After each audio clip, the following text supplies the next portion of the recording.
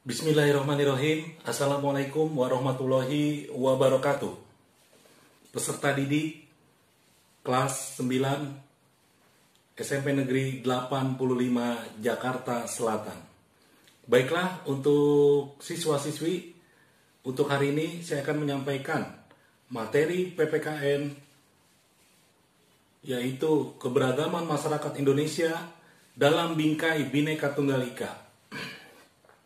Materi yang akan saya sampaikan dalam bentuk PowerPoint, dan semoga peserta didik bisa memahami apa yang akan kalian lihat nanti, yang akan kalian pelajari.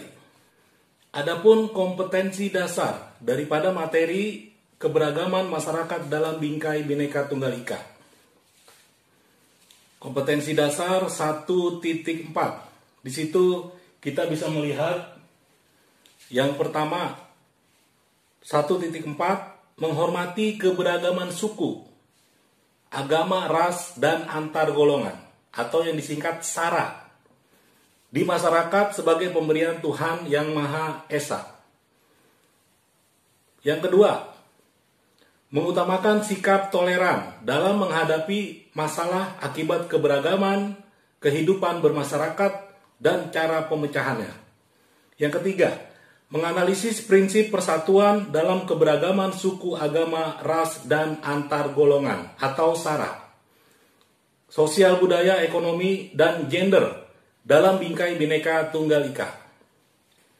Yang keempat, mendemonstrasikan hasil analisis prinsip persatuan dalam keberagaman suku, agama, ras, dan antar golongan atau SARA dalam bingkai Bhinneka Tunggal Ika. Kita bisa lihat di situ tentang makna Bhinneka Tunggal Ika itu sendiri. Kita lihat pengertian daripada Bhinneka Tunggal Ika. Frasa Bhinneka Tunggal Ika berasal dari bahasa Jawa kuno. Seringkali diterjemahkan dengan kalimat berbeda-beda tetapi tetap satu. Jika diterjemahkan kata bineka berarti beraneka ragam atau berbeda-beda. Kata neka dalam bahasa Sanskerta berarti macam dan menjadi pembentuk kata aneka. Dalam bahasa Indonesia itu sendiri, kata tunggal berarti satu. Kata ika berarti itu.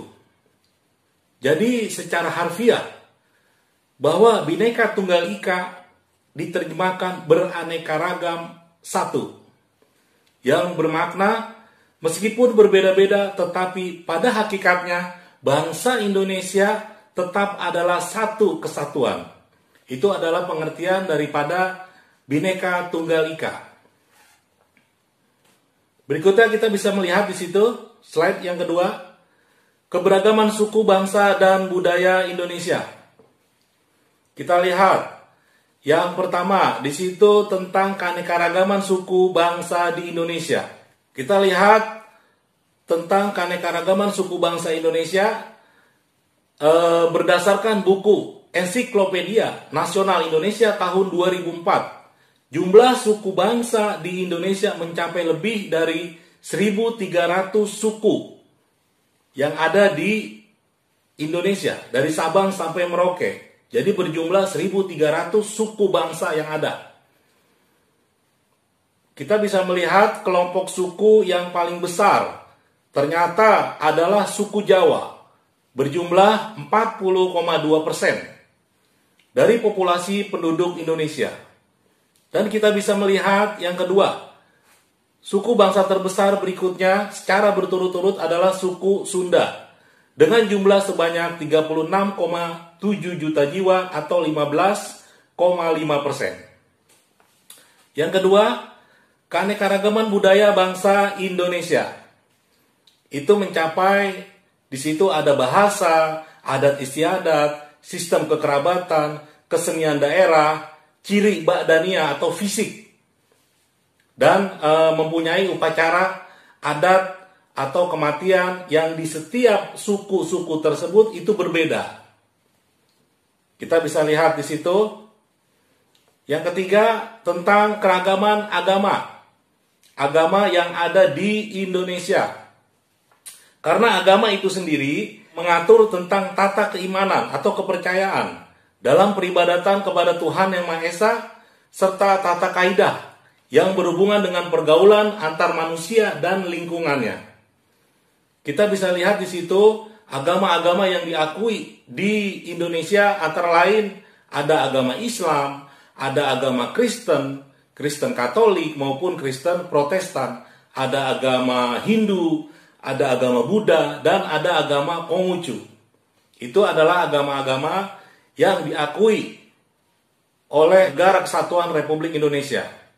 Yang keempat, kita bisa lihat di situ tentang keragaman ras di Indonesia. Ras ini tersendiri mengelompokkan ras antara lain ada yang namanya bentuk badan, bentuk muka, bentuk hidung, warna kulit, terus juga ada rambut dan warna mata.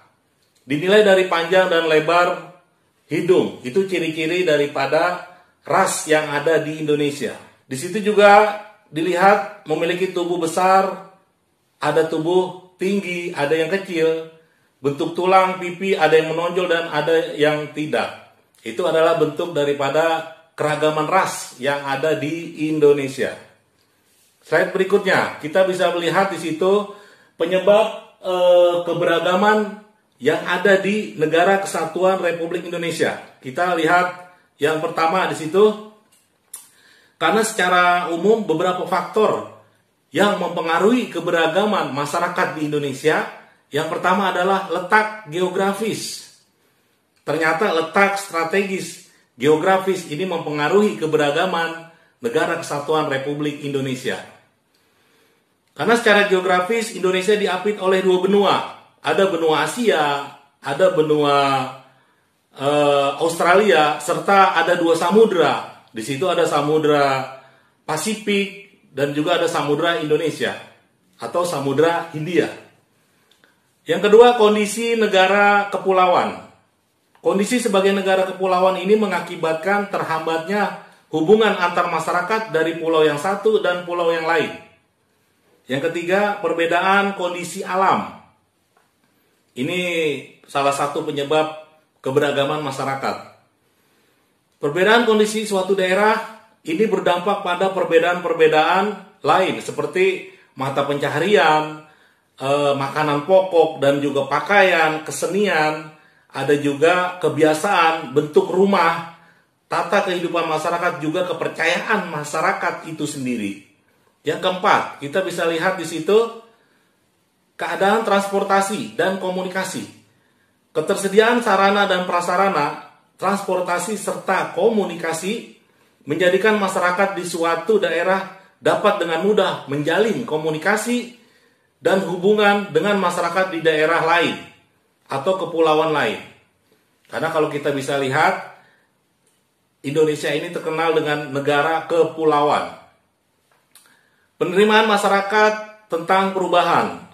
Keberagaman masyarakat Indonesia adalah sikap penerimaan masyarakat terhadap sesuatu yang baik yang datang dalam negeri maupun dari luar. Sikap penerimaan masyarakat terhadap perubahan juga berpengaruh keberagaman yang ada di Indonesia. Jadi artinya di sini penerimaan budaya-budaya yang masuk dari luar ini berpengaruh dengan tata kehidupan masyarakat Indonesia itu sendiri. Berikutnya kita bisa melihat pentingnya memahami keberagaman bangsa dalam Bhinneka Bhinneka Tunggal Ika. Karena secara umum ada dua alasan mengapa kita perlu memahami keberagaman dalam masyarakat Indonesia itu sendiri. Yang pertama, alasan pertama adalah terkait aspek kewilayahan Indonesia sebagai negara kepulauan. Aspek kewilayahan menjelaskan bahwa wilayah NKRI merupakan negara kepulauan. Ini yang menjadi alasan. Alasan yang kedua adalah terkait aspek sosial budaya yang diwarnai oleh berbagai macam perbedaan. Kondisi sosial budaya yang demikian menjadikan kehidupan bangsa Indonesia menyimpan potensi terjadinya konflik. Ini adalah alasan yang kedua. Maka dari itu para peserta didik harus memahami bagaimana keberagaman bangsa adalah Bhinneka Tunggal Ika itu sendiri. Baiklah, slide berikutnya kita bisa melihat di situ tentang prinsip-prinsip harmoni dalam keberagaman masyarakat Indonesia dalam Bhinneka Tunggal Ika. Berikut ini beberapa prinsip harmoni dalam keberagaman suku, bangsa, ras, dan antar golongan atau SARA. Yang pertama di situ ada egalitarianisme atau kesetaraan, mengedepankan semangat egalitarianisme atau kesetaraan. Yang B di situ kita lihat saling pengertian antara sesama anggota masyarakat. Yang C kita lihat di situ ada toleransi.